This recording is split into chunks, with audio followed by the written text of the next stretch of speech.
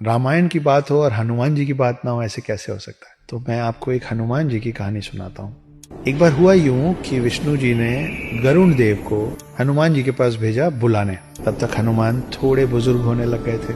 गरुण वैकुंठ धाम से विष्णु जी के आदेश पे उड़ के गए और वो पहुंचे हनुमान जी के पास पृथ्वी में। उन्होंने बोला कि विष्णु जी आपको याद कर रहे हैं, चलिए। हनुमान बैठ के राम जप कर रहे थे। हनुमान बोले कि आप चलिए, मैं पीछे पीछे आता हूँ आपके। गरुण को लगा मुझे तो सिर्फ यही कहा गया था कि इनको इन्फॉर्म करना है, इनको सूचित करना है, मैंने अपना काम कर दिया। फिर भी गरुण को लगा कि अब ये बूढ़े हो रहे हैं, इनको मैं ले चलूंगा तो इनके लिए रास्ता आसान हो जाएगा। गरुण को इस बात का बहुत गुमान हो गया था, बहुत अहंकार हो गया था कि गरुण से तेज और कोई नहीं उड़ सकता। तो गरुण ने बोला कि आप थोड़े बुजुर्ग हो रहे हैं, आइए आपको मैं अपने साथ ले चलता हूँ, मुझ पे बैठ जाइए।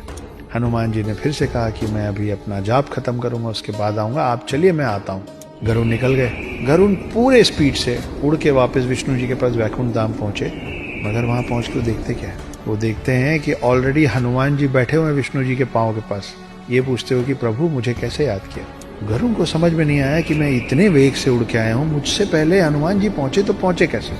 और उनके दिमाग में एक और सवाल था कि अगर हनुमान जी यहाँ पहुंच भी गए थे तो द्वारपाल जो उस दिन सुदर्शन चक्र थे वो हनुमान को अंदर कैसे आने दिए।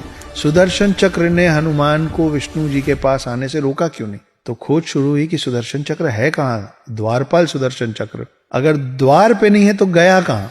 विष्णु जी मुस्कुराए और हनुमान जी बोले, हे हनुमान, कहाँ है मेरा सुदर्शन।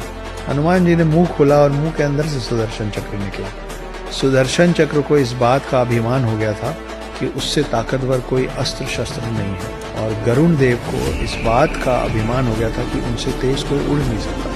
हनुमान जी ने एक ही सफर में इन दोनों की सारी गलतफहमी दूर कर दी थी।